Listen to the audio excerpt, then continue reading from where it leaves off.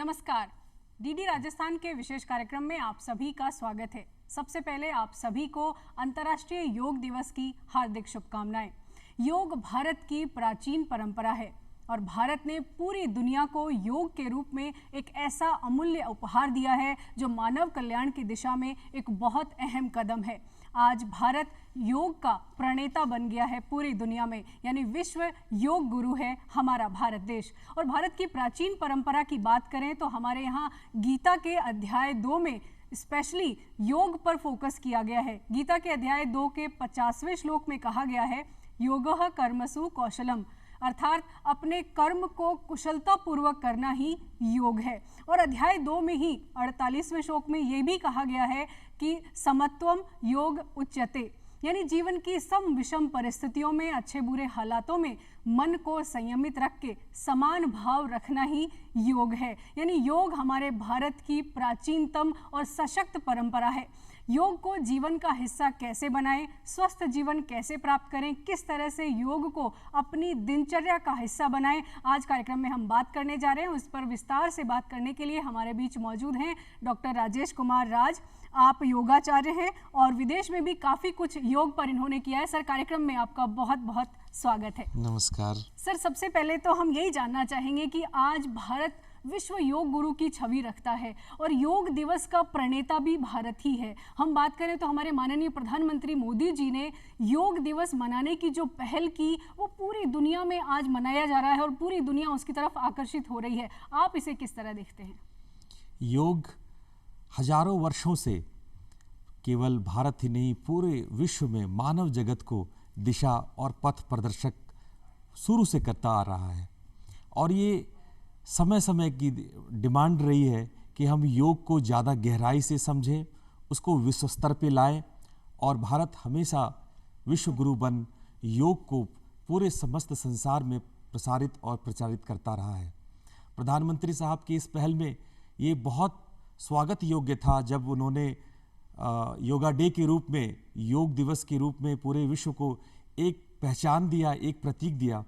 जब ह्यूमैनिटी से संबंधित इतनी चीज़ें पूरे विश्व में दिवस के रूप में मनाया जा रहा था, जैसे महिला दिवस है, विकलांग दिवस है, मजदूर दिवस है, तो योग जो सदियों से पूरे विश्व को प्रकाशित प्रसारित कर रहा है स्वास्थ्य के लिए, अध्यात्म के लिए, सोशल वेलबींग के लिए, तो क्यों ना ऐसा एक दिन होता जिसमें कि हम लोग इस प्रतीकात्मक रूप में योग को याद करते, प्रैक्टिस करते, उसको समझने की कोशिश करते।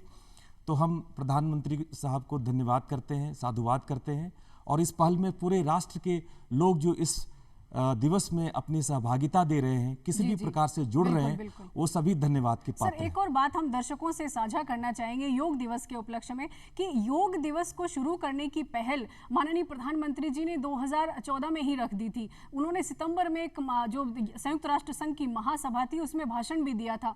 तो वहीं से कहीं ना कहीं योग दिवस मनाने की जो पहल थी वो वहीं से शुरू हो गई। और सबसे बड़ा फैक्ट सर ये भी हमने सुना है कि भारत का जो प्रस्ताव था संयुक्त राष्ट्र संघ में, वो प्रस्ताव दिवस मनाने के जितने भी प्रस्ताव आए हैं संयुक्त राष्ट्र संघ में, उनमें इकलौता प्रस्ताव है जिसे पूर्ण बहुमत से पास किया गया और लगभग 177 देशों ने उसे पास किया। तो ये हमारे देश की पहल है कि पूरी दुनिया उस पर सहमत हुई। इस पर आप क्या कहना चाहेंगे? बिल्कुल सही बात है।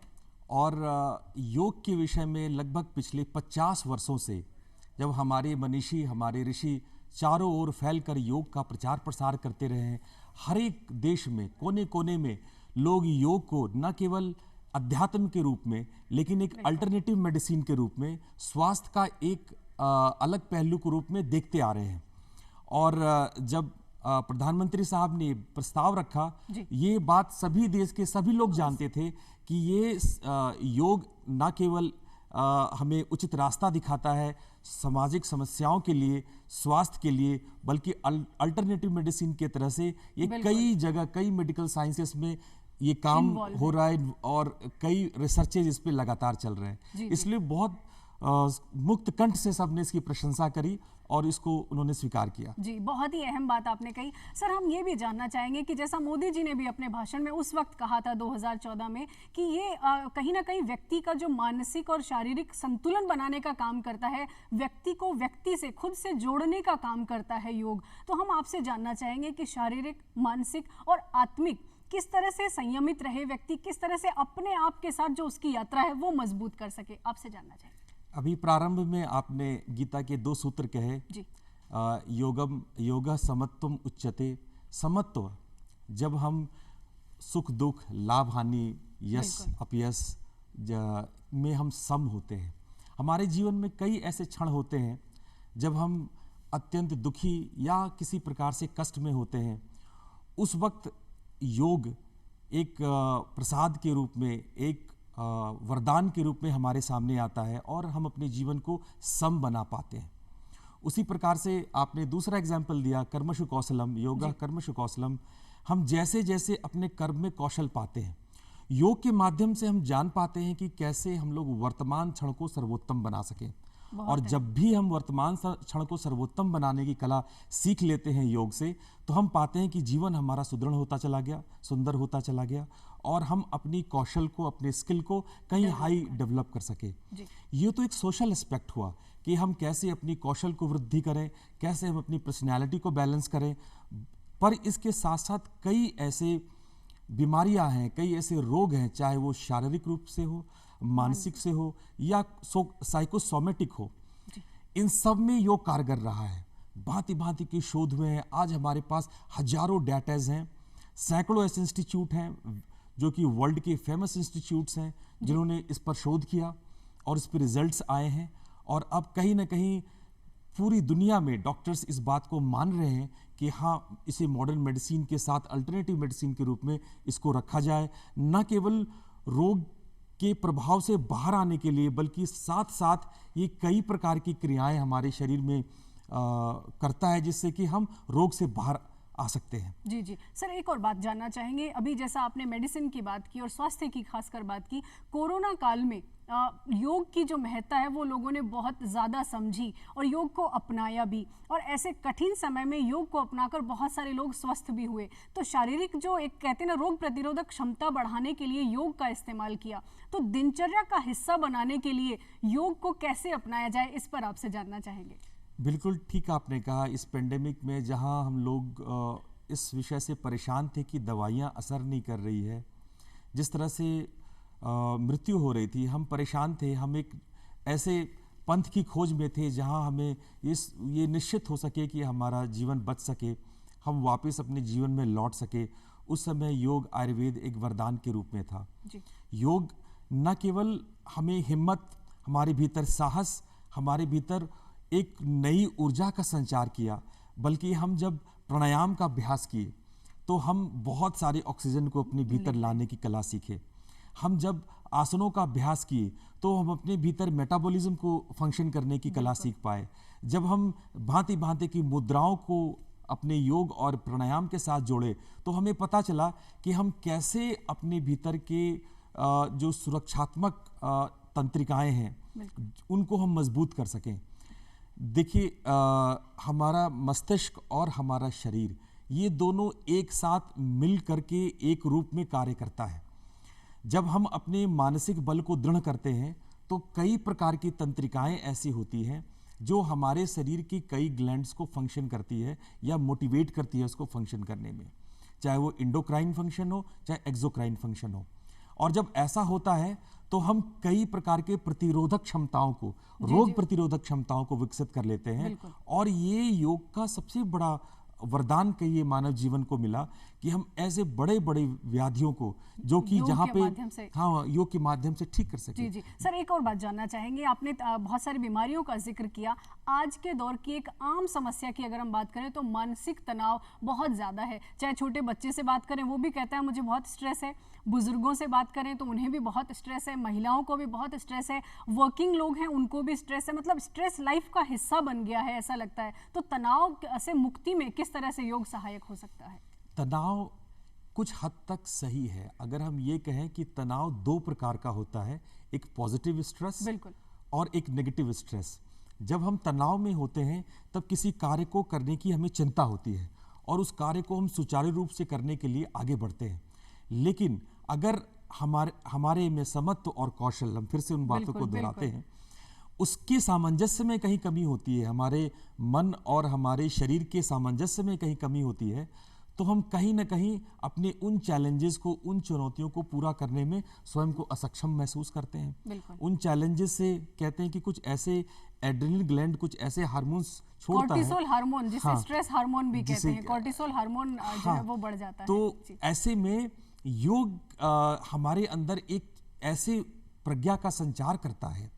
ये प्रज्ञा का संचार केवल साइकोलॉजिकल नहीं है। मैं बताऊं कि जब आप शरीर को खींचते, तानते हैं, जब हम बैकवर्ड बेंडिंग करते हैं, जब हम फॉरवर्ड बेंडिंग करते हैं, तो बहुत सारे ग्लैंड में उसका असर पड़ता है। मैं आपको एक छोटी सी बात, बड़ी इंटरेस्टिंग बात बताऊं कि जिन लोगों को ईगोमेनियक इशू है, मान लीजिए वो थोड़े अकड़ के, आप देखे होंगे बॉडी लैंग्वेज में थोड़े अकड़ के चलते हैं, थोड़ा अहम होता है उनमें, तो उनको फॉरवर्ड बेंडिंग आसन करने में बड़ी तकलीफ होती है, उनको झुकने में बड़ी परेशानी होती है।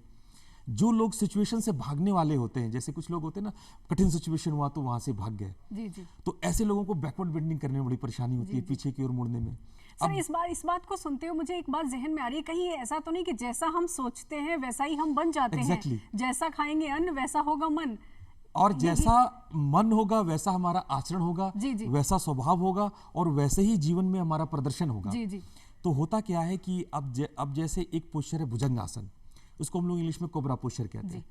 तो आप ध्यान दो कि ये कोबरा अपना फन कब उठाता है, जब वो लड़ने के लिए तैयार होता है। बिल्कुल। या फिर शलभ आसन है, कोई टिड्डी या कोई जानवर अपना पूंछ कब तैयार कर लेता है, ऊंचा कर लेता है, जब वो लड़ने के लिए तैयार होता है। हम जब सिचुएशन से लड़ने के लिए तैयार हों, जब हम भुजंग आसन करते हैं, हम शलभ आसन करते हैं, तो क्या होता है, हम मानसिक रूप से सिचुएशन से लड़ने के लिए तैयार होते हैं। और हम कोई भी बैकवर्ड बेंडिंग करते हैं तो किसी न किसी प्रकार से हम साइकोलॉजिकली तैयार होते हैं कि हम सिचुएशन से फाइट कर सके। उसी तरह से फॉरवर्ड बेंडिंग हमारे में विनम्रता लाता है, जेंटलनेस लाता है, हम्बलनेस लाता है।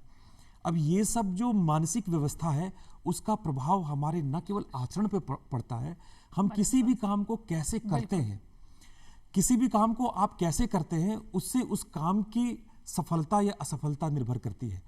अगर आप किसी काम को सजग होकर करें, फोकस होकर करें, तो आप उसमें सौंदर्य या उसमें कौशल ला सकते हैं।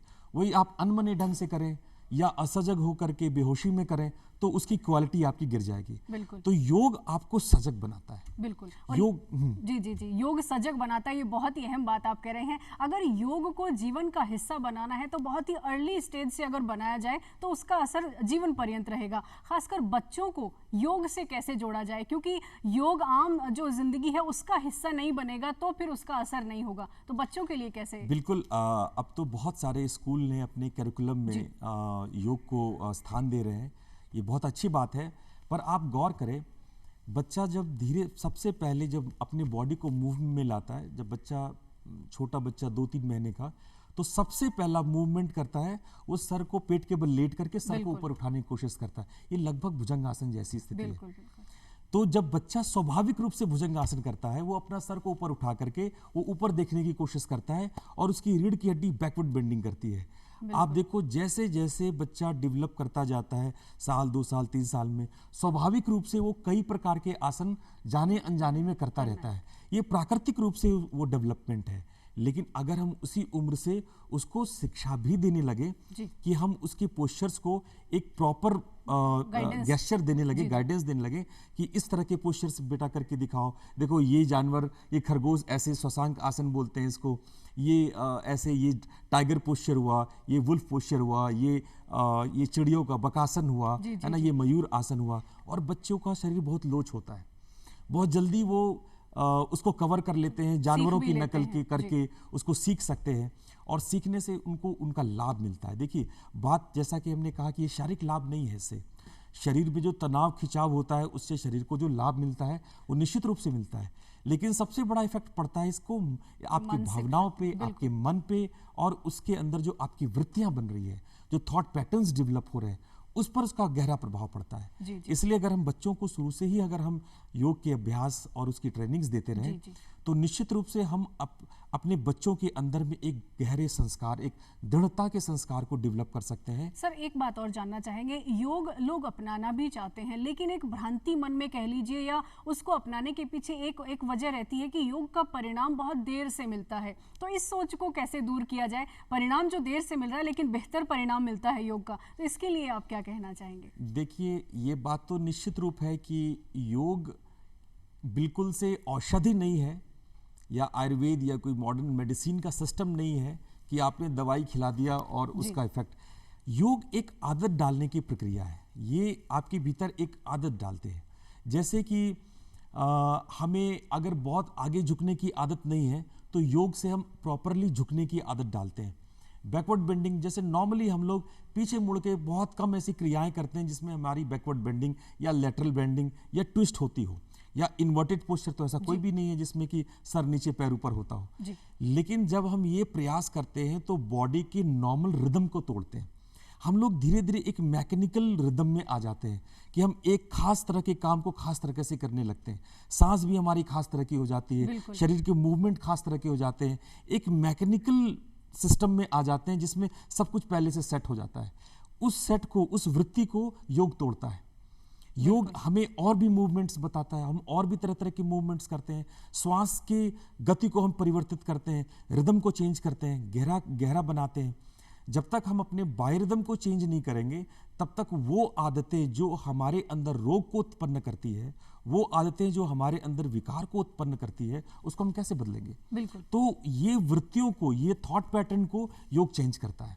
हमारे शरीर, हमारे मन की उन आदतों को बदलने की कोशिश करता है। और ये ऐसा नहीं है कि आप ये औषध खा के कर ले, पर ये भी मैं आपको बता दूं, कुछ ऐसे अभ्यास योग के हैं जो एकदम फौरन असर करता है। जी बताएं सर, कुछ ऐसे अभ्यास जो कि तनाव को भी दूर करें और जो योग दिनचर्या में भी हम शामिल कर बिल्कुल, सकें। मैं आपको 3-4 बहुत अच्छे अभ्यास बताता हूँ। जैसे किसी को हाई बीपी हो रही है उस वक्त, और हाई बीपी हो रही है और आप उस वक्त गौर करेंगे, आपके दाहिने नासिका से बहुत तेज श्वास जाएगा। आप देखेंगे दोनों नासिका से संतुलन एक जैसे श्वास नहीं आएंगे, आपके दाहिने नासिका से ज्यादा गहरा श्वास या ज्यादा तेज।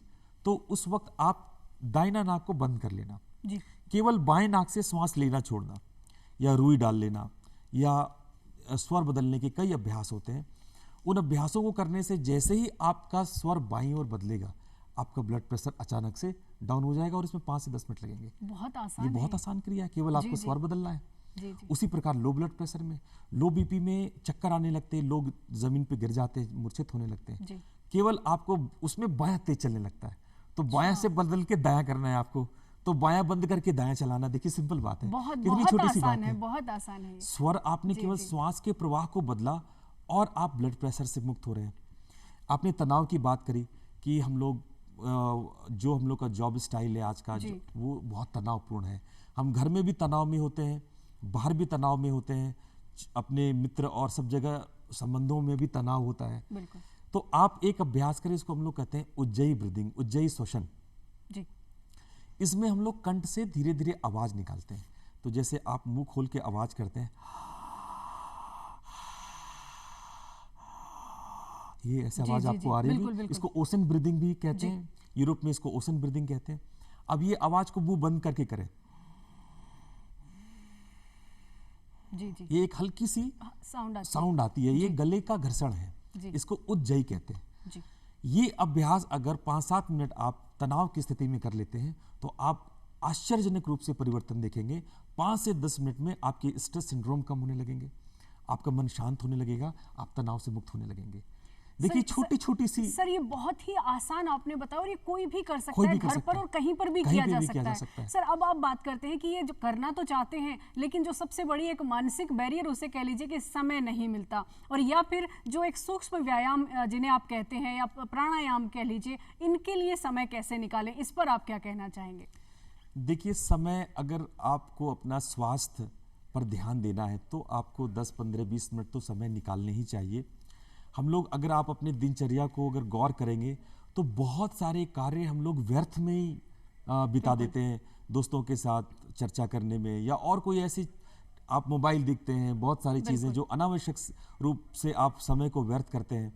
अपने स्वास्थ्य के लिए, अपने लिए, अपने जीवन के लिए तो आप 10-15 मिनट तो निकाल ही सकते हैं। और कुछ योग ऐसे होते हैं जिसको खाली पेट किया जाना चाहिए, सुबह किया जाना चाहिए, पर बहुत सारे ऐसे योग के अभ्यास हैं उसके लिए कोई निश्चित नियम नहीं है। आप खाना खाने के बाद भी कर लें, दिन में कर लें, शाम में कर लें, सोने से पहले कर लें। तो यदि आप अपने योगाचार्यों से संपर्क करेंगे तो वो आपको बताएंगे आपकी पर्सनालिटी के हिसाब से, आपकी व्यस्तता के हिसाब से आप कौन सा बेहतर 5 से 10 मिनट का अभ्यास किस समय कर सकते हैं, और वो समय बहुत आसानी से निकाला जा सकता है। सर, युवाओं के लिए आपसे जानना चाहेंगे, युवा जो है बहुत फास्ट फॉरवर्ड हैं, उनको अगर एक्सरसाइज भी करनी है तो बहुत ही फास्ट एक्सरसाइज को तो वो अडॉप्ट कर लेते हैं, लेकिन योग के प्रति उनका रुझान कम होता है, तो युवाओं के लिए आप क्या कहना चाहेंगे? बिल्कुल ठीक बात। और जहाँ तक मैंने विदेशों में भी देखा तो लोग इसको माइल्ड एक्सरसाइज कहते हैं। बिल्कुल। और इसको जो युवा वर्ग है, स्पेशली मेल युवा वर्ग, उनको लगता है कि ये कुछ बहुत हल्का फुल्का सा एक्सरसाइज है जो स्त्रियों के लिए है, या फिर ये माइल्ड एक्सरसाइज है रोगियों के लिए है। ये उनके लिए नहीं है। पर यदि वो योगाचार्यों के साथ बात करेंगे तो पता चलेगा कि योग युवा के लिए उन सभी उनकी अपेक्षाओं को पूरा कर सकता है। जैसे जो चीज़ आप जिम में बाइसेप्स ट्राइसेप्स बनाना चाहते हो, वैसे अभ्यास योग में भी है।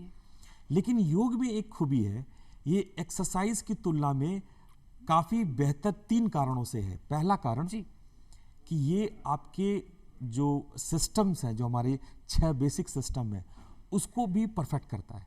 जिम नहीं कर सकेगा। जिम आपके मसल्स को तो एक्सपांड करेगा, वो आपके लुक को तो बेहतर करेगा, लेकिन आपके अंदर के जो फिजियोलॉजी, जो सिस्टम है, उस पर फंक्शन नहीं करेगा।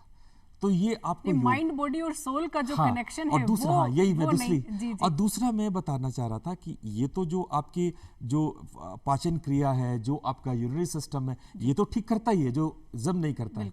पर साथ साथ ये जो आप बता रहे मन और शरीर, इसके बीच में बैलेंस लाता है, जो जिम नहीं ला सकता है, जो एक्सरसाइजेज नहीं ला सकते हैं। देखो, युवाओं के लिए सबसे बड़ा इंपॉर्टेंट है कि उन्हें जॉब चाहिए, वो अपने जो भी जॉब कर रहे हैं उसको फोकस हो करके, कंसंट्रेशन होकर कर सकें। आपकी मेमोरी अच्छी होती है तो आप जॉब में ज़्यादा ऊंचा जा सकते हैं, और ये तीनों ही क्रियाएं योग से संभव है। सर, आपसे जानना चाहेंगे, आपने विदेश में भी काफ़ी काम किया है, भारतीय संस्कृति की सबसे मजबूत कड़ी हम योग कह सकते हैं, जिसने पूरी दुनिया को जोड़ दिया है। आप क्या कहना चाहेंगे कि भारत में भी जन चेतना की ज़रूरत है, घर घर का हिस्सा बने योग? आप क्या कहना चाहेंगे? बिल्कुल। लगभग मैंने 50 देशों से भी ज़्यादा जगहों पर योग के कार्यक्रम किए हैं। मेरी ज़्यादातर उम्र साउथ कोरिया के वोंगकोंग यूनिवर्सिटी में एज अ प्रोफेसर बीता है। 12 से ज़्यादा किताबें मैंने लिखी। देश विदेश के अन्य युवाओं और अलग अलग वृद्धों से, बच्चों से, महिलाओं से मैंने बातें करी, उनकी समस्याओं को समझा, और उनमें मैंने योग के समाधान उनको दिए। और आज मैं देख पाता हूँ कि पिछले 25-30 सालों में एक भारी परिवर्तन योग को लेकर के, योग की समझ को लेकर पूरी दुनिया में आया है।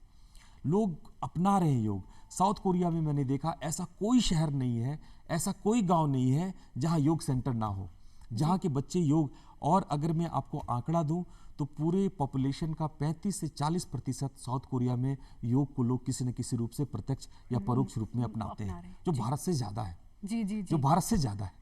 तो आप ये समझ लीजिए कि विदेश में भी योग इस प्रकार से फैल रहा है कि लोग उसके महत्ता को समझ रहे हैं, युवा उसको अपना रहे, महिलाएं उसको अपना रही हैं। महिलाएं जो 50+ महिलाएं हैं, उनको मैंने बहुत अच्छे आसन करते हुए देखे, कोरियन लेडीज को। तो मुझे लगता है कि लोग उसको बहुत जल्दी अपने जीवन में आत्मसात कर रहे हैं, उसको अपना पा रहे हैं। बिल्कुल सर, और यही कारण है कि अभी हम 8वां विश्व योग दिवस मना रहे हैं, और इस बार की थीम भी योग फॉर ह्यूमैनिटी संयुक्त राष्ट्र संघ ने रखी है। सर, आपने बहुत ही अहम जानकारियां हमारे दर्शकों के साथ साझा की, बहुत ही सूक्ष्म व्यायाम भी आपने बताए जो कि बहुत ही महत्वपूर्ण है। सर, आपका कार्यक्रम में बहुत बहुत धन्यवाद, आपने इतना समय दिया।